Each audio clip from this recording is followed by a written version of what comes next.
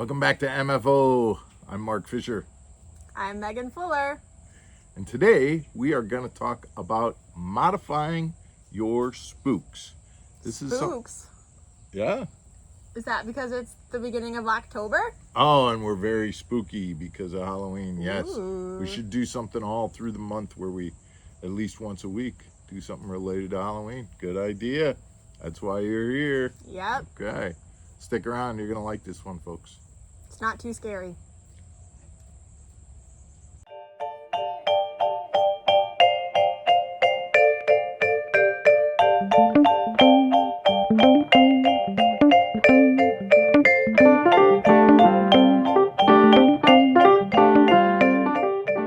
All right, we're back, and we're talking about modifying your spook.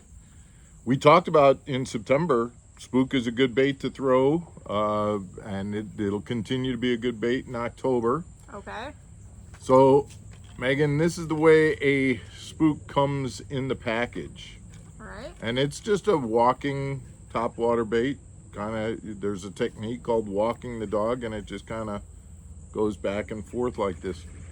But there's two things that I would recommend everybody do to their spook as it comes out of the package before you make that first cast with it.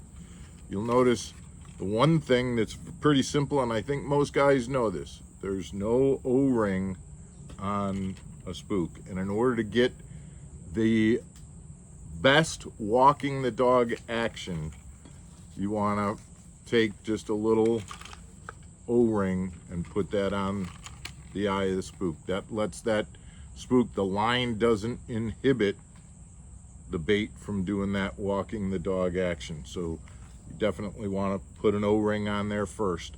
That is not the tip that I think we're sharing here, but that it is one that surprisingly a lot of guys don't know, because again, the bait doesn't come with one out of the package. So people just think they don't need it? People tie it directly to the spook and they start fishing.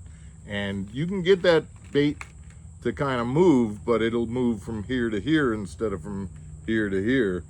You get a lot more ability to walk the dog when you put that O-ring on. Before we talk a little bit more about spooks, I do want to remind everybody, if you haven't already, if you wouldn't mind subscribing to the channel, hit the like button, share it. We're getting close to 100 subscribers, We are. Megan. So Yep. let's talk about that for just a second. We are getting close to 100. So what we're going to do is a little contest. That 100th subscriber, we're going to send a little fishing gift bag. Yep. That you've been working diligently preparing. We're going to send that out to the 100th subscriber. However, we're not going to leave out our initial subscribers that were the first to come to the party. So we're going to randomly pick a subscriber that was somewhere between our first subscriber and our 90th subscriber. And we're going to send out a gift bag to one of those first 90. And because we don't want to leave out the people who continue to subscribe after 100, we're going to take the 90th through the 110th subscriber, and we're going to randomly pick one of those, and we're going to send you out again. So we got 3 winners that are going to be coming up this week. Isn't that awesome? That is awesome. You didn't know you had that much work to do either, did not. you? So get to work, because we got 3 winners that are going to be coming out this week. We'll probably announce them next week. Okay. But in order for your name to be announced, you got to hit the subscribe button. You got to push the like button. You got to send us comments. We would love to see your tips on what you do, how you modify certain baits as well. Now let's get back to modifying a spook. Here's the key that I think a lot of people don't do, and I suggest that they do. Notice this treble hook. They come with just a treble hook on the back, and what I do is I will change out this back treble hook, also putting an O-ring Right, I see on that. it, but it's a feathered treble hook. So I have these feathered treble hooks in my box, and the first thing I'll do before I fish a spook is I'll take that stock hook that's on the back of my spook, I'll take that off and I'll replace it with a feathered treble hook.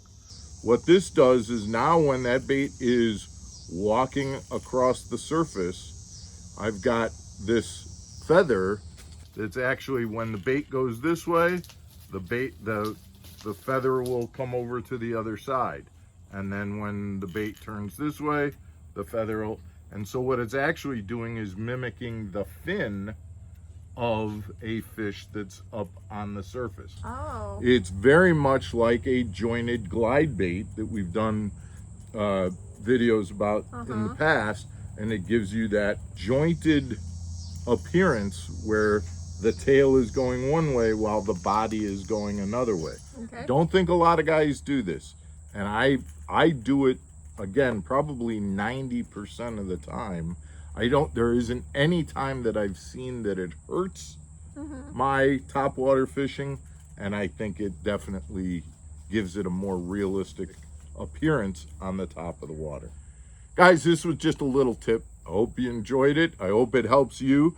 Remember, September and October are the time to be throwing these topwater baits, and so tie on that little feathered treble hook before you go out there and do that. See if it doesn't help you catch a few more bass this October. And if it works, let us know. Absolutely, we'd love to hear your comments about it. And again, don't forget to hit that subscribe button. Try and win one of those 3 prizes we talked about earlier. We'll see you again tomorrow. Stay channeled.